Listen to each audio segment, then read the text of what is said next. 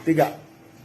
Hei, kau, Effendi Simbolon, anggota Dewan Komisi 1 DPR RI. Saya, Kopral. Saya tidak terima TNI dibilang seperti gerombolan. Saya minta kamu segera minta maaf secara terbuka kepada TNI. Kalau kamu tidak minta maaf, sampai dimanapun, kamu akan saya cari sampai di ujung dunia. Nih, Kopral Lua Arif. Tapi ada apa di TNI ini perlu kita.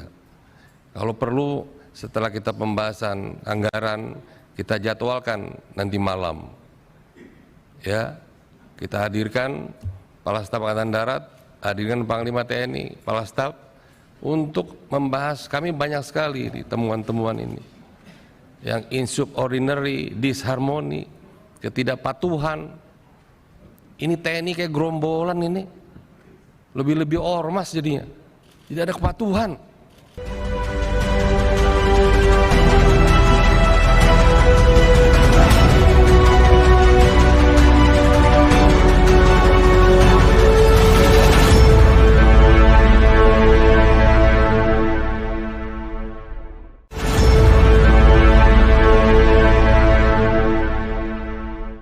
Assalamualaikum warahmatullahi wabarakatuh. Saya Hezbun Arif dari Forum News Network. Apa kabar Anda? Semoga selalu dalam keadaan sehat walafiat. Kritik keras anggota Komisi 1 DPR RI dari fraksi PDIP, Effendi Simbolon, atas tidak harmonisnya hubungan antara Panglima TNI Jenderal Andika Perkasa dengan Kepala Staf Angkatan Darat Jenderal Dudung Abdurrahman berbuntut panjang. Sejumlah prajurit TNI menyatakan tersinggung dan meminta agar Effendi Simbolon memberikan klarifikasi dan mempertanggungjawabkan pernyataan dan penilaiannya bahwa TNI itu sekarang sudah seperti gerombolan. Salah satunya yang kini beredar luas adalah ancaman dari seorang prajurit TNI yang mengaku bernama Kopral Arif. Videonya ini menyebar secara luas di media sosial, bahkan juga diunggah oleh sesama politisi PDIP yang juga sama-sama orang Batak ini, Ruhut Sitompul. Dia mencuit bahwa Effendi Simbolon, cepat-cepatlah kau minta maaf, mulutmu harimaumu, merdeka. Tiga. Hei, kau, Effendi Simbolon, anggota Dewan Komisi 1 DPR RI. Saya, Kopral. Saya tidak terima TNI dibilang seperti gerombolan. Saya minta kamu segera minta maaf secara terbuka kepada TNI. Kalau kamu tidak minta maaf, sampai dimanapun, kamu akan saya cari sampai di ujung dunia. Nih, Kopral Lua Arif. Selain video Kopral Arif, Ruhut juga mengunggah itu ada video, ini sengaja mereka sekelompok prajurit TNI yang meminta Effendi untuk memberikan klarifikasi. Kali ini Ruhut mencuit dengan kata-kata yang berbeda. Cepatlah kau minta maaf, jangan sombong, di atas langit masih ada langit. Keluarga besar TNI semua marah. Merdeka. Hai Effendi Simbolon, apa maksud saudara mengatakan TNI seperti gerombolan? Lebih-lebih dari ormas. Kami tidak terima. Jangan adu domba TNI. TNI tetap solid. Kami tunggu klarifikasi Anda. Bravo TNI! Apa sesungguhnya yang diucapkan oleh Effendi Simbolon sehingga membuat banyak prajurit TNI itu marah, bahkan ngamuk ini ya. Saya mengajak Anda untuk mengikuti kembali pernyataan Effendi Simbolon dalam rapat kerja antara Menteri Pertahanan Prabowo Subianto dan Panglima TNI Jenderal Andika Perkasa dengan Komisi 1 DPR RI yang berlangsung tanggal 5 September 2022 lalu ya. Jadi sekarang ini sudah hampir lebih dari 1 pekan yang lalu. Saat itu rapat kerja berisi sejumlah protes, muncul berbagai protes itu karena apa? Karena Menhan Prabowo Subianto tidak hadir dan hanya diwakili oleh Wakil Menteri Pertahanan dan Jenderal TNI Hendra. Sementara dari jajaran TNI, Panglima TNI Jenderal Andika itu hadir bersama dengan Kepala Staf TNI Angkatan Laut Laksamana Yudo Margono dan Kepala Staf Angkatan Udara Marskal Fajar Haryanto. Kasat Dudung itu absen. Dia hanya diwakili oleh Wakil Kepala Staf Angkatan Darat Jenderal TNI Agus Subianto. Pada waktu itu, Gerindra menyatakan ketidakhadiran Prabowo Subianto karena harus mendampingi Presiden Jokowi menerima kunjungan Presiden Filipina Ferdinand Marcos Jr. Sementara menurut keterangan dari Wakil Kepala Staf Angkatan Darat Lejen Agus Subianto, Pak Jenderal Dudung itu sedang melakukan kunjungan kerja menemui para prajurit yang akan berangkat ke Papua. Ini kunjungannya ke Kodam Sriwijaya. Dan dari Menhan dalam kaitannya ada apa yang terjadi di tubuh TNI ini? Ya, kita agak kesampingkan soal pembahasan anggaran ini. Anggaran sudah hampir pastilah sama. Mungkin nggak perlu lagi dibantu. Tapi ada apa di TNI ini perlu kita. Kalau perlu setelah kita pembahasan anggaran kita jadwalkan nanti malam. Ya, kita hadirkan Kepala Staf Angkatan Darat, hadirkan Panglima TNI, Kepala Staf untuk membahas. Kami banyak sekali di temuan-temuan ini. Yang insubordinary, disharmoni, ketidakpatuhan. Ini TNI kayak gerombolan ini. Lebih-lebih ormas jadinya. Tidak ada kepatuhan. Kami ingin tegas ini. Karena jangan lupa penggerak daripada kekuatan itu Presiden dan DPR, bukan hanya Presiden. Tanpa persetujuan DPR tidak bisa Presiden menggerakkan TNI. TNI hanya alat, hanya instrumen. Bapak-bapak sebagai jenderal itu hanya nahkoda sesaat. Tapi selamatkan TNI-nya. Ini semua fraksi prihatin. Ada apa? Ketidakpatuhan si A dengan si B. Ini porak-poranda ini TNI. Saya minta pimpinan, kita jalan terus dengan urusan RKA, kalau perlu langsung kita setujui, tapi khusus isu-isu aktual, bukan hanya mutilasi. Adanya pembakaran daripada mayat-mayat di Papua yang menjadi tersangka Brigjen I, yang sampai sekarang tidak bisa diproses hukum oleh institusi TNI sendiri. Ada apa pembangkangan ini? Kenapa terjadi pembangkangan di tubuh TNI? Saya kira saya usul malam ini juga kita rapat, ya, terbuka, jangan ada yang ditutupi. Saya tidak ingin berpihak ke siapa-siapa. Ingin penjelasan dari Saudara Jenderal TNI Andika dan penjelasan dari Jenderal TNI Dudung Abdurrahman. Ada apa terjadi disharmoni begini? Ketidakpatuhan. Sampai urusan anak kasat pun gagal masuk Akmil pun menjadi isu. Emangnya kalau anak kasat kenapa? Emang harus masuk? Emang kalau anak presiden harus masuk? Siapa bilang itu? Ketentuan apa? Ini kita harus tegas, Pak. Saya lebih tua dari bapak-bapak semua. Saya berhak bicara di sini. Jangan seperti ini. Kalau ketentuan mengatakan tidak, ya tidak. Tidak ada diskresi. Apa diskresi begitu? Oh, anak ke saya. Kenapa urusannya emang kalau anakmu? Saya tahun 82 juga gagal masuk Akmil karena umur saya tidak cukup 18 tahun. Saya 1 Desember baru berumur 18 tahun. Tapi 1 Agustus itu harus berumur 18, saya tidak bisa masuk. Wah, sekarang udah kolonel Bapak mungkin.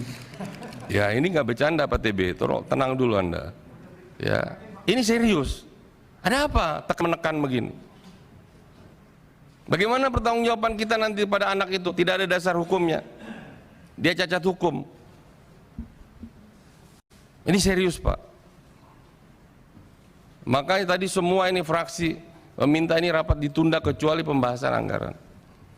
Saya usul pimpinan, pembahasan anggaran kita tutup, kita bahas, kita setujui, silakan itu mau tertutup. Tapi isu aktual kita buka lagi, tapi hadirkan kasat di sini. Kita ingin clear. Kalau perlu dengan segala hormat bahwa Bapak yang di belakang nggak perlu hadir. Ada apa sih ini? Jangan ada dusta di antara kita dong. Masa setiap ada panglima, dari ke panglima ke kasat begitu terus? Dari zaman Pak Muldoko ini. Pak Muldoko ke Pak Gatot begini, Pak Gatot ke Pak Hadi begini, Pak Hadi ke Pak Andika begini, Pak Andika ke Pak Dudung begini. Sampai kapan, Pak? Kenapa kalian yang ego begitu?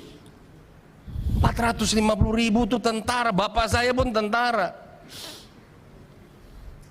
Kalian sudah menikmati amanah kok nggak bisa menjaga? Hanya ego-ego begitu saja. Kalian mau manggung jadi capres, jadi cawapres. Saya usul mendingan dihentikan semuanya. Pak Effendi. Enggak, ini serius, agar ini semua kita jangan menganggap isu ini isu sederhana. Saya mohon. Iya. Ya, nanti kita isu buatkan. aktual dibahas, yang bersangkutan hadir di sini. Saya tidak permasalahkan mau wamen, tapi wamen pun menteri pun harus hadir sebenarnya sebagai pembina, Pak. Agar clear kita. Oke. Saya tidak ingin menyalahkan siapa-siapa. Saya ingin mendapatkan penjelasan dari bapak-bapak yang dapat amanah, dapat kepercayaan dari presiden, dari kami, ya, seperti apa yang terjadi di tubuh TNI. Terima kasih. Baik, Ketua. terima kasih Pak Effendi. Ini senada dengan tadi, kita akan. Setelah hujan protes, rapat kerja kembali dilaksanakan dengan membahas masalah anggaran. Namun dalam sesi tanya jawab, Effendi Simbolon itu kembali mempersoalkan hubungan itu ya, hubungan antara Dudung dengan Jenderal Andika. Walaupun sebenarnya tadinya pintu masuknya itu adalah adanya mutilasi, ya, mutilasi yang dilakukan oleh prajurit TNI di Papua, dan menurut dia ini adalah salah satu tanggung jawab Andika berupa Andika dan Dudung. Saya kira ini kalau pembinaan prajurit itu di tangan Dudung, Kepala Staf Angkatan Darat, tetapi kalau pengerahan pasukan itu di tangan Panglima TNI. Saya tidak bicara soal berapa lama lagi Bapak akan mengakhiri, tapi lakukan segera, Pak, pembenahan. Dan bagi siapapun, termasuk yang satu bintang dengan Bapak, yang tidak patuh, laporkan, Pak. Ini soal kehormatan TNI, Pak. Save TNI. Apa artinya kalau Kasal hebat, kalau bawahannya semua tidak turut patuh kepada Anda? Ini berulang, Pak. Saya mencatat dari mulai paling terakhir, Pak Muldoko ke Pak Gatot. Pak Muldoko membentuk Kogab Wilhan, bikin operasi di Hotel Borobudur. Nggak mau itu kasatnya. Kasatnya Pak Gatot. Pak Gatot naik, Pak Mulyono ya masih nurut lah. Tapi setelah itu masuk Pak Hadi, begitu lagi. Pak Hadi dengan Pak Andika, dengan segala hormat saya juga tidak terlalu harmoni juga. Silakan Bapak koreksi saya. Dan demikian juga Bapak sekarang dengan Pak Dudung. Ada apa sih 87 ke 88 kok jadi rival? Oh, sama-sama tinggal hitung bulan pensiun kok. Hah? Saya bilang boro-boro lu punya ajudan, pintu lu juga nggak ada lubuk yang bukain lagi nanti. Paling di mana lo? Oh, fisioterapi. Di mana lo? Oh, di UGD. Asam urat naik. Apa sih yang kemudian dipertahankan ego? Ego Bapak berdua itu merusak tatanan hubungan junior dan senior di TNI, Pak.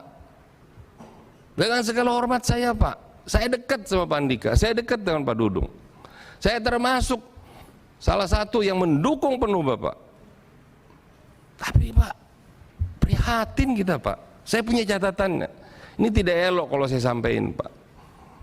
Dari mulai pertentangan soal ini, soal banyak sekali catatannya. Sampai ke urusan anak Pak Jenderal Dudung yang katanya tidak lulus karena umur dan karena tinggi badan katanya. Saya nggak tahu, silakan nanti Bapak jelaskan. Nah, apakah ini harus menjadi pertentangan, Pak, yang kemudian mengorbankan TNI, Pak? TNI ini dari Kawah Chandra Muka orang hebat semua, Pak. Punya moral semua ini. Saya pun anak kolong, Pak. Bapak ibu saya di Kalibata, sama makam pahlawan Kalibata, Pak. Nah, ini saya kira Pak Andika, saya tahu Pak Andika, Jenderal Andika orang yang patuh tuh. Saking patuhnya memang rigid Anda. Orang bilang ngapain sih Panglima urusin yang tetek bengek begini. Tapi saya tahu Anda orang perfeksionis.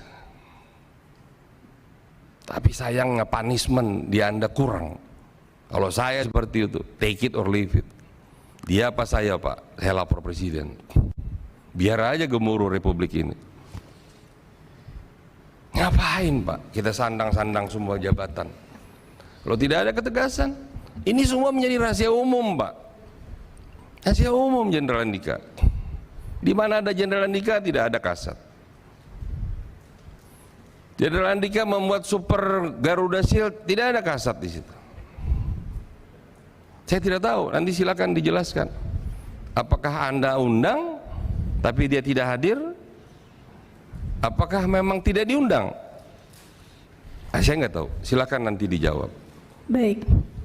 Jadi sebentar 1 menit lagi. Oke. Saya ingin stressing saya justru di sini, Pak. Bagaimanapun kita harus akhiri, Pak. Nanti siapa lagi penggantinya? Siapa saya nggak tahu. Walau alam. Apakah Pak Yudo? Apakah Pak Fajar atau siapa? Dengar-dengar katanya ini potong generasi katanya. Jadi langsung ke 94 semua. Jangan ada yang marah. Dipersiapkan yang akan kelahiran 68 ke atas. Ya wajar.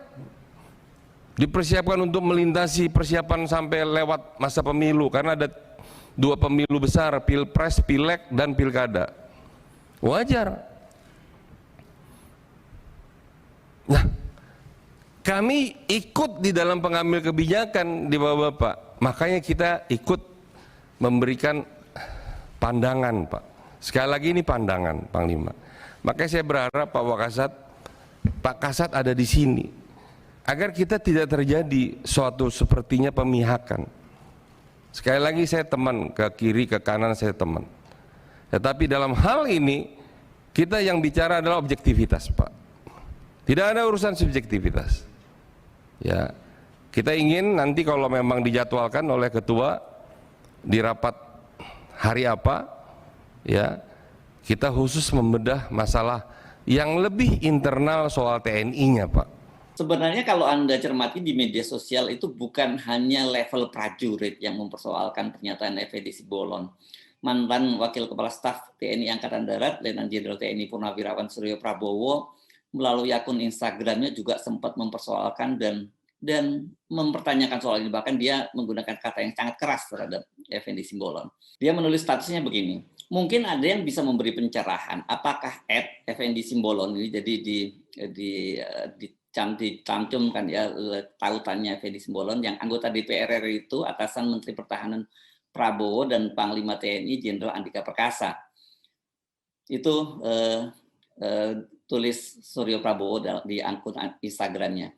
Sehingga bisa seolah mengesankan diri kalau dia itu atasan dalam tanda petik yang boleh mentiko dan anggar jago di ruang sidang Komisi 1 yang disiarkan secara terbuka ke publik. Setahu saya sih tidak. Tolong dipahami, Menhan, Panglima TNI, dan ketiga Kepala Staf Angkatan itu disumpah oleh Presiden. Kemudian dia menyatakan siapa menabur angin akan menuai badai. Dia mengutip ini sebuah buku yang ditulis oleh Sugiyarso Suroyo. Coba perhatikan kalimat yang digunakan oleh Suryo Prabowo. Dia sengaja menggunakan 2 kalimat atau istilah yang biasa digunakan ini anak-anak Medan ini. Karena kebetulan Effendi Simbolon mungkin karena dia orang Batak dan saya tidak tahu apakah dia pernah besar di Medan juga. Tapi dia pasti tidak asing dengan kultur Medan. Dan Suryo Prabowo ini sebagai prajurit dia juga pernah bertugas di Medan. Malah bahkan kalau tidak ini istrinya ini kan berasal dari sana ya, dari Karo ya. Jadi dia kenal dengan kultur Medan. Anda pasti yang tidak berasal dari Medan dan bertanya-tanya mentiko dan anggar jago itu apa sih? Mentiko itu apa ya? Itu tepatnya ini kalau dalam bahasa Indonesia itu kira-kira sama dengan banyak tingkah kira-kira ya. Gitu ya. Kalau anggar jago saya kira ini Anda mungkin bisa menduga ya, ini sama dengan sok jagoan lah gitu. Jadi kelihatannya ini Pak Suryo Prabowo juga sangat tersinggung ya dengan Effendi Simbolon. Sebagai prajurit, tampaknya Suryo Prabowo paham bahwa pernyataan Effendi Simbolon itu pasti menyinggung perasaan prajurit. Soalnya disebut seperti gerombolan, lebih dari ormas gitu ya. Jadi tampaknya dia nggak bakal. Jadi Pak Suryo pasti nggak kaget ya kalau mengetahui reaksi para prajurit. Bahkan ada yang tadi mengancam akan sampai mengejar Effendi Simbolon ke neraka. Bagaimana dengan tanggapan Jenderal Andika Perkasa dan Jenderal Dudung Abdurrahman? Kedua-duanya membantah hubungan mereka tidak harmonis. Ya harus dibantah lah ya, meskipun kita tahu fakta-fakta yang disampaikan oleh Effendi Simbolon tadi ada benarnya sih. Tapi pada waktu itu, kata Dudung, dia mengaku tidak hadir dalam rapat kerja karena menjalankan perintah Panglima TNI. Karena apa? Karena dia menginspeksi persiapan pasukan dari Kodam Sriwijaya, ya Satgas dari Kodam Sriwijaya ini pasukan infanteri yang akan diberangkatkan ke Papua. Dudung ini malah menyentil balik anggota DPR karena kata dia seringkali menyampaikan pernyataan yang tidak jelas. Karena kemarin kan sebenarnya itu masalah anggaran, tapi kenapa kemudian menyinggung-nyinggung soal hubungannya tidak harmonis. Sementara Andika secara diplomatis juga menyatakan hubungannya dengan Dudung itu tidak ada masalah. Kata dan bagaimana soal anak Dudung, isu anak Dudung yang tidak lolos masuk ke Akmil dan sempat digugurkan oleh Andika Perkasa.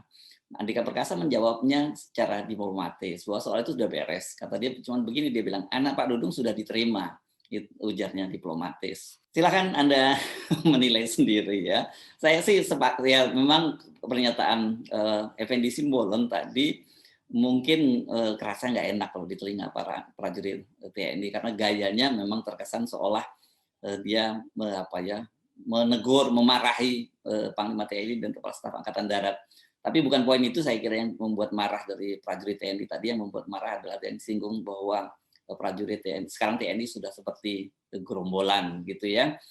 Nah, tapi apa yang disampaikan oleh Effendi Simbolon sebenarnya seperti saya sebut juga memang ada terkesan. Harus diakui ini ya, hubungan antara Pak Dudung dan Pak Kasat ini terkesan tidak harmonis dan memang ini bukan hal yang baru. Sudah lama hal semacam itu terjadi antara Panglima dan Kepala Staf Angkatan Darat, walaupun itu sesama Angkatan Darat juga pernah terjadi misalnya pada waktu dulu hubungan antara Panglima TNI Gatot Nurmantio dengan Kepala Staf Angkatan Udara Marskal Hadi Cahyanto. Itu juga dan sebaliknya juga begitu ketika Hadi Cahyanto kemudian menjadi Panglima TNI hubungannya dengan Jenderal Andika juga terkesan tidak harmonis dan semua tadi diungkap oleh Effendi Simbolon. Cuman saya kira mungkin caranya ya yang menyampaikan gitu. Ya, ini kayak orang Batak saya kira ya, yang perlu juga dipahami secara kulturnya. Tapi silakan Anda punya berhak untuk memberikan penilaian masing-masing. Saya Hersbuna Arif dari Forum News Network. Sampai jumpa lagi. Wassalamualaikum warahmatullahi wabarakatuh.